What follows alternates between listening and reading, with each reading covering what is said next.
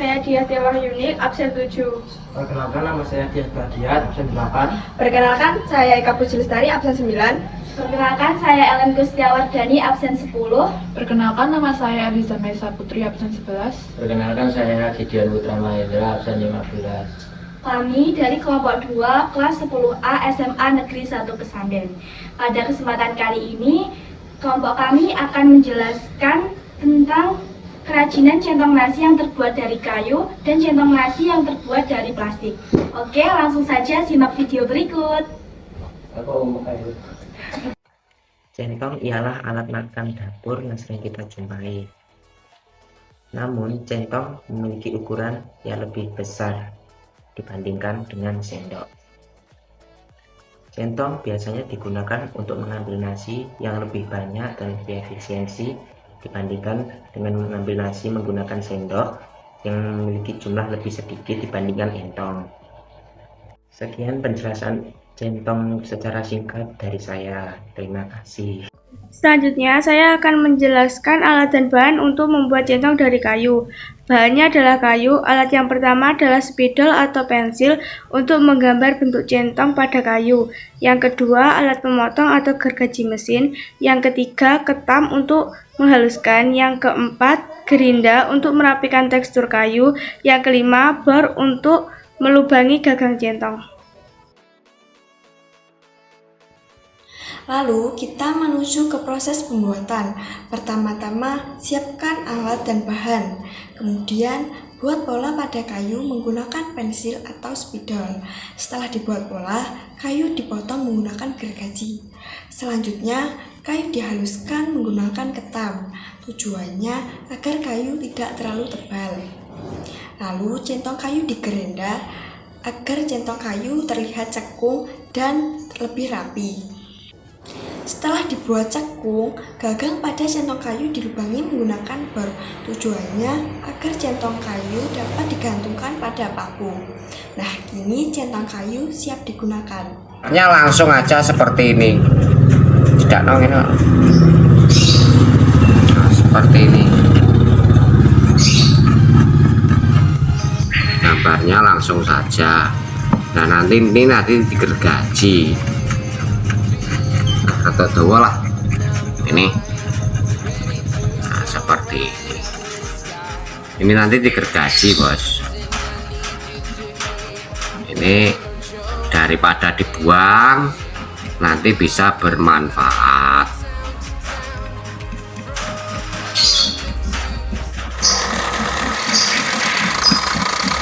Udahlah seperti ini, nanti digergaji ini.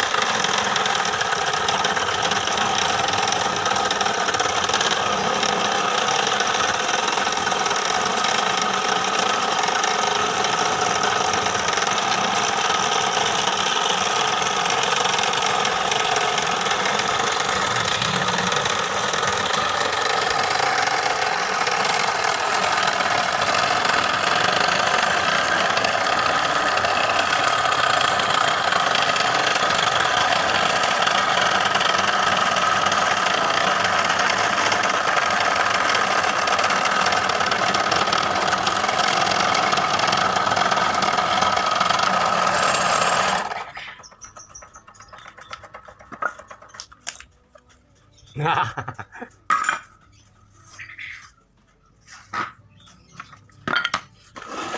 oh, bukan itu.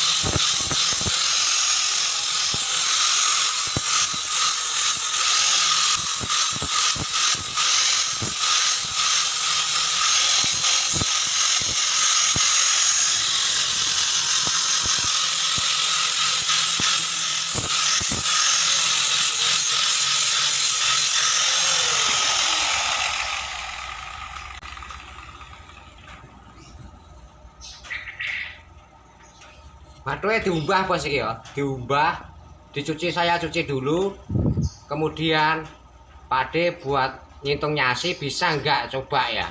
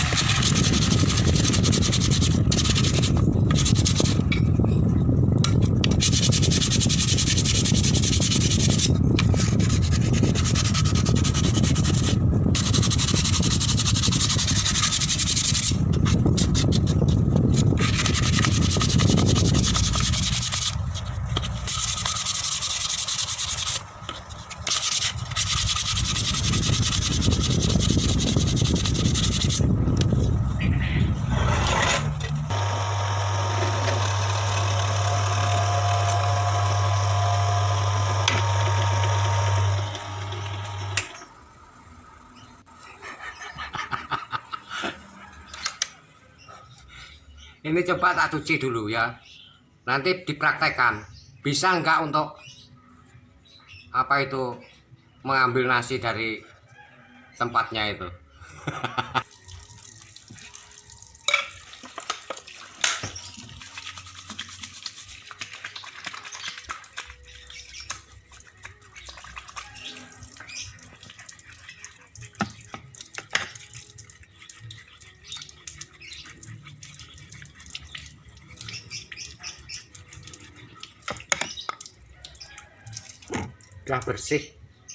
Sudah bersih. Ini coba untuk mengambil. Nah, nih kan, nih. Nah seperti ini. Ini gunanya limbah kayu yang tidak bermanfaat supaya jadi bermanfaat. Lalu kita menuju ke proses pembuatan. Pertama-tama siapkan alat dan bahan. Kemudian buat pola pada kayu menggunakan pensil atau spidol. Setelah dibuat pola, kayu dipotong menggunakan gergaji. Selanjutnya, kayu dihaluskan menggunakan ketam. Tujuannya agar kayu tidak terlalu tebal. Lalu centong kayu digerenda agar centong kayu terlihat cekung dan lebih rapi. Setelah dibuat cekung, gagang pada centong kayu dilubangi menggunakan bor. Tujuannya agar centong kayu dapat digantungkan pada paku. Nah, kini centong kayu siap digunakan. Dalam video tersebut, keselamatan kerjanya masih kurang diperhatikan. Contohnya saat menggerenda kayu. Nah, sebaiknya pada proses ini kita menggunakan masker dan kacamata pelindung. Tujuannya agar mata kita terlindungi dari serbuk kayu dan kita tidak menghirup debu yang dihasilkan dari menggerenda kayu. Kelebihan centong kayu yang pertama adalah kayu tidak menghantarkan panas. Yang kedua, centong kayu lebih aman dari bakteri. Yang ketiga, centong kayu lebih ramah lingkungan. Dan yang terakhir, dapat menyerap kelembapan berlebih pada nasi sehingga tidak mengubah rasa nasi. Kekurangan centong kayu yang pertama adalah centong kayu apabila digunakan dengan jangka waktu yang lama akan menimbulkan jamur. Dan centong kayu lebih sulit dibersihkan daripada centong plastik. Kemudian kita akan masuk ke minat pasar. Nah, jadi walau sama-sama centong nasi, namun antara produsen centong nasi yang terbuat dari kayu dengan produsen centong nasi yang terbuat dari plastik memiliki persaingan yang cukup ketat. Mengingat saat ini centong kayu sudah jarang diminati lagi oleh konsumen dan kebanyakan konsumen sekarang lebih berminat ke penggunaan centong plastik. Hal ini terjadi karena pertama, desain centong kayu yang masih polos sehingga kurang menarik minat masyarakat. Berbeda halnya dengan centong nasi yang terbuat dari plastik yang lebih berwarna-warni sehingga lebih menarik minat masyarakat untuk menggunakan centong nasi yang terbuat dari plastik. Kedua adalah harga centong nasi yang terbuat dari kayu relatif lebih sedikit mahal dibanding harga centong nasi yang terbuat dari plastik. Walau harganya berbeda beberapa ribu rupiah saja, pasti konsumen akan lebih memilih barang dengan harga yang lebih murah, yang dalam hal ini adalah centong plastik. Padahal di dalam centong plastik ini terdapat beberapa kekurangan yang telah dijelaskan tadi, seperti adanya bahan kimia yang apabila larut dapat membahayakan kesehatan pemakainya dan rawan luntur jika terkena suhu atau tekanan tinggi, serta lain sebagainya. Nah, karena kami lebih pro ke centong kayu, maka kami akan membahas tentang cara bagaimana mengembangkan produk centong kayu.